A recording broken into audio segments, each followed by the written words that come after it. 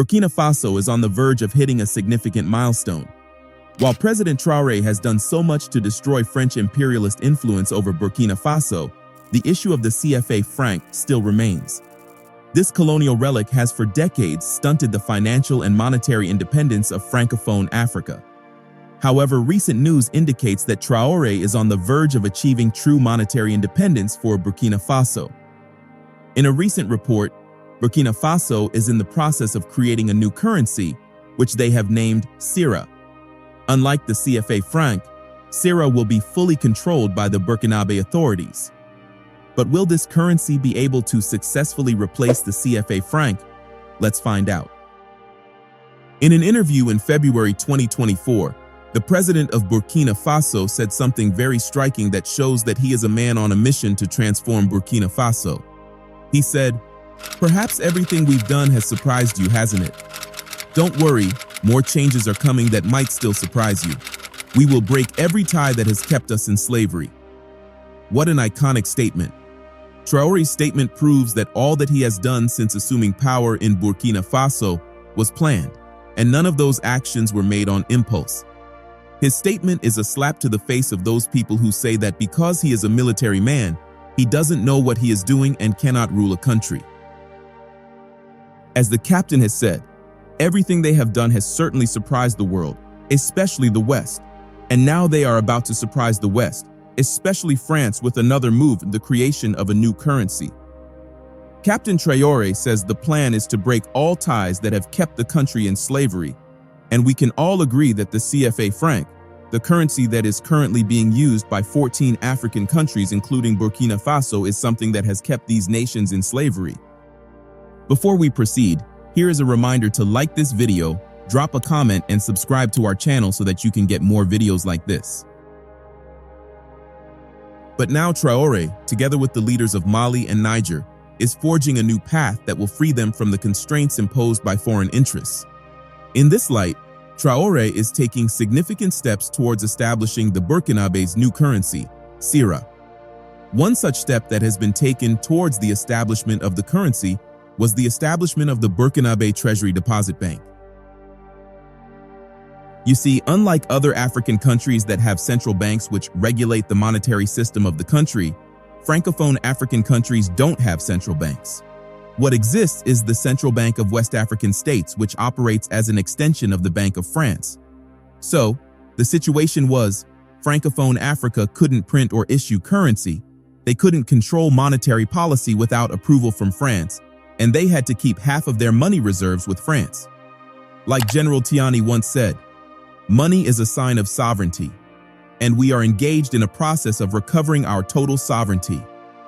It is no longer a question of our states being the cash cow of France."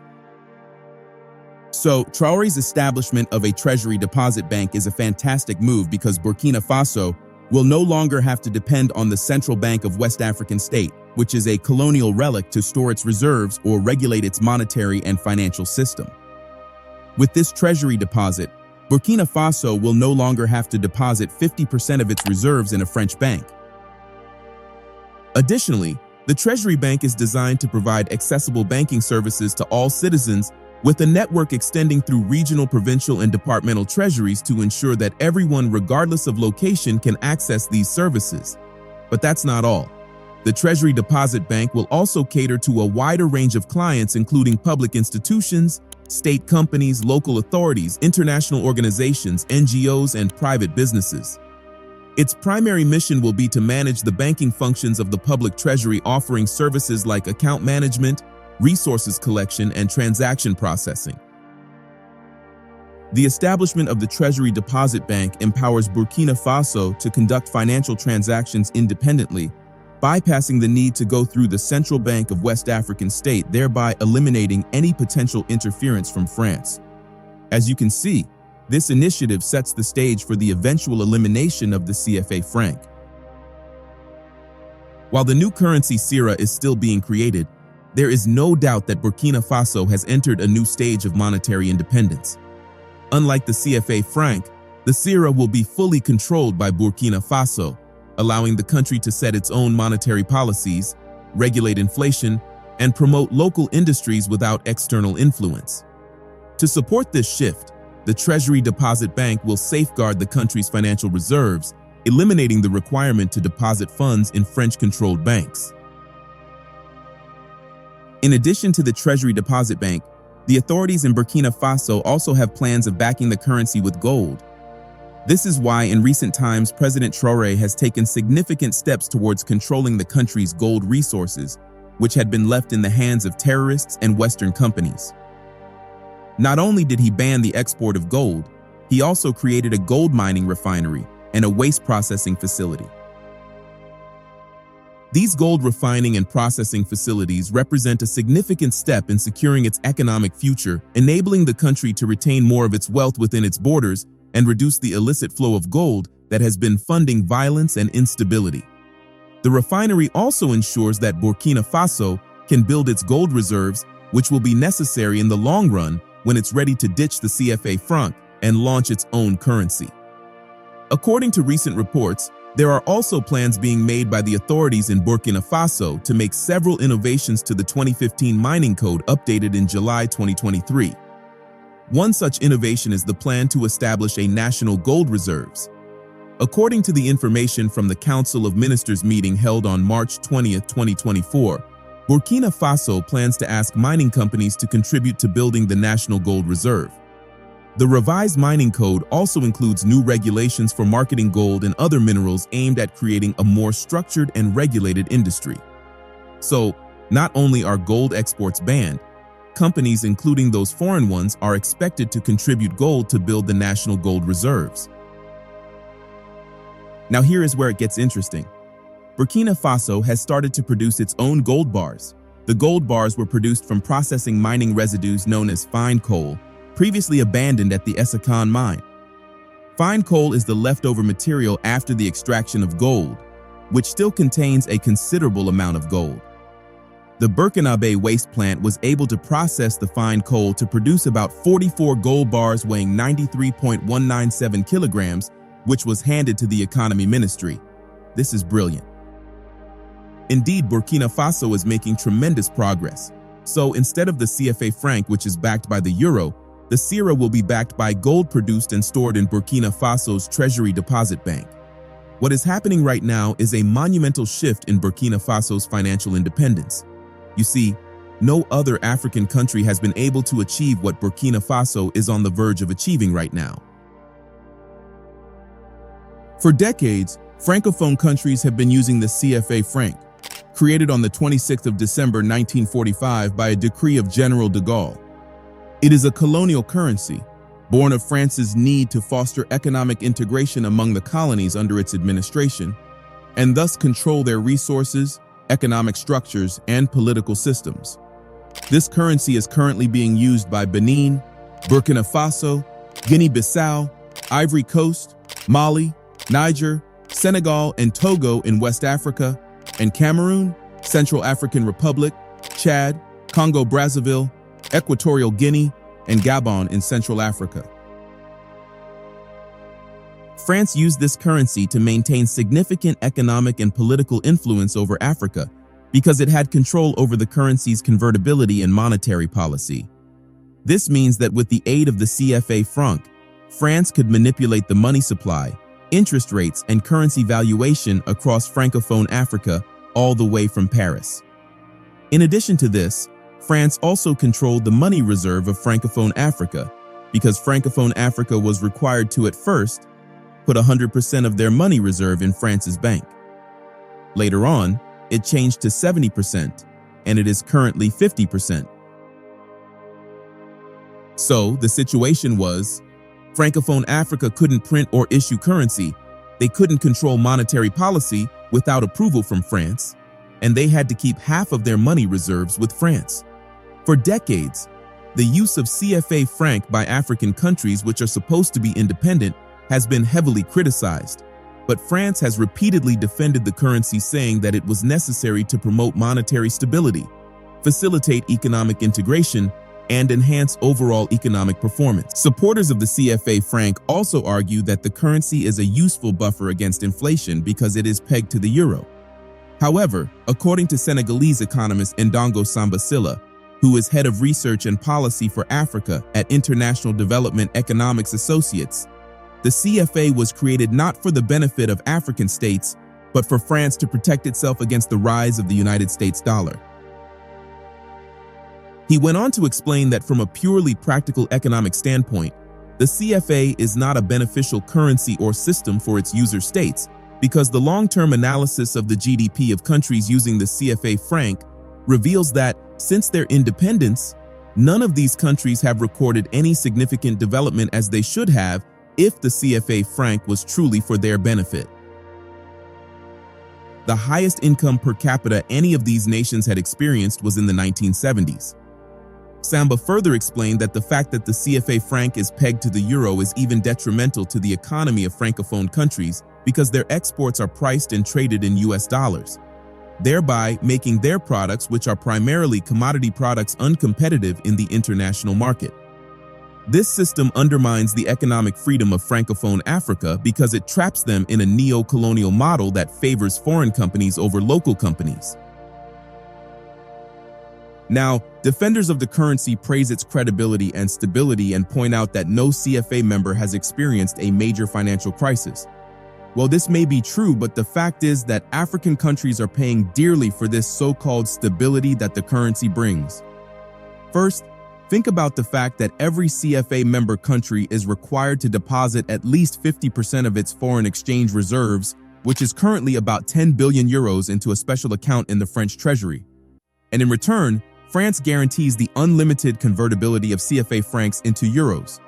But does this make any sense? Why would an independent country have to deposit half of its foreign reserve in the bank of another country? As Malian economist Cheikhna Bounedjim Cissé says, it makes no economic sense, and in our opinion, it's just a way for France to exercise control over its former colonies. Another effect of using the CFA franc is that it artificially raises the price of African goods. Unlike other African countries that can use their currency rates to influence their economy, CFA countries cannot independently do that. They do not have control over their currency, meaning that if they wish to devalue their currency to increase exports, they would have to wait for France to do so. And since the CFA franc is tied to the strong euro, their prices are automatically higher. This not only reduces the competitiveness of their economies, it also favors imports from countries with weak currencies, like China. The import of finished products, in turn, limits the industrialization of CFA zone members and makes them more dependent than they already are on exporting raw commodities. So, who really benefits from the CFA franc? Defenders of the CFA franc claim that the use of the currency in Francophone Africa has made the inflation rate in this region to be low compared to other places in Africa. This may be true, but the result of this so-called low inflation is a weak economy and the creation of fewer jobs. The reason for this is that the stability of the currency attracts foreign investors, but stifles local production. So, in simple terms, the CFA franc is a good currency only for those who benefit from it, namely the major French and overseas corporations, the executives of the zone's central banks, the elites wishing to repatriate wealth acquired legally or otherwise, and heads of state unwilling to upset France. Interestingly, in 1962, Mali tried to break free from this economic and financial bondage by creating its own currency 1 year after independence called the Malian franc. However, a combination of internal divisions and France's fierce determination not to allow any of its former colonies to have complete independence, the Malian franc was abandoned, and Mali integrated into the CFA zone in 1984. Since then, no other Francophone country has attempted to break away from these economic shackles. However, in 2019, Ivorian President Alassane Ouattara, together with his French counterpart, President Macron, released a press statement saying that the CFA, as it had existed until then, was no more. According to them, the Central Bank of West African states is no longer required to deposit half of its foreign exchange reserves with the French Treasury. The name of the currency CFA franc will be charged to the ECO, and France will no longer govern the management of the currency. Well, it's 2025, and the CFA franc has not been changed to ECO, and we can also conclude that France is still governing the management of the currency, In other words, nothing has changed. It's not really surprising then that Burkina Faso has decided to create its own currency. But it's not just Burkina Faso. The 3 Sahel countries also have plans to create a common currency.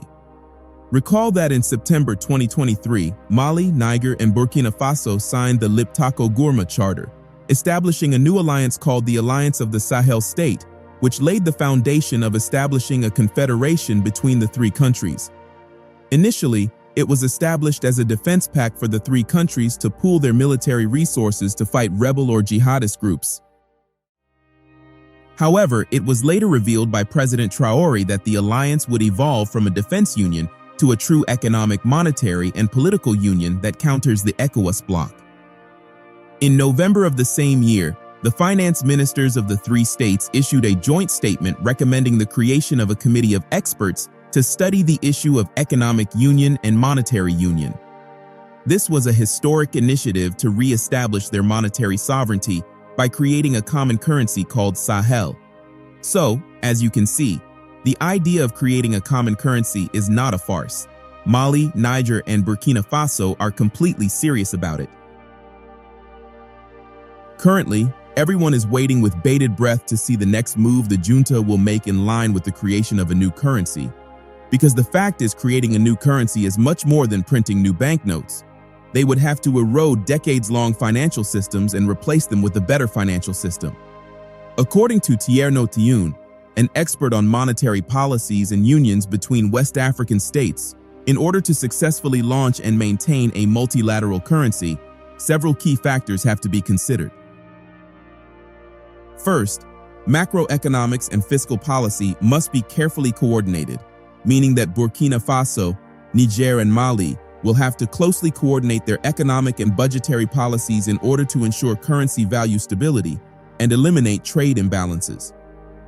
Doing this will help to sustain economic actors' confidence while also encouraging regional growth. Secondly, strong monetary management institutions, such as a shared central bank, must be formed, which will be responsible for currency management. This central bank must have sufficient authority to carry out an independent and stable monetary policy, as this will help to preserve the currency's value while also addressing cyclical volatility. Third, the 3 countries will have to establish a unified single market, a move that is very critical. The single market will ensure the free flow of commodities, services, capital, and labor, which will help to boost economic progress and strengthen regional cooperation. The current framework established by the West African Economic and Monetary Union provides a substantial benefit in this area. Finally, mechanisms for monitoring and resolving crises should be implemented. Common reserve funds and currency swap arrangements, for example, could aid in the mitigation of external and internal shocks to the new currency. Currency swaps, which involve 2 parties exchanging sums in 2 different currencies for a set length of time at a defined rate, can be used to control exchange rate risks and enable cross-border finance.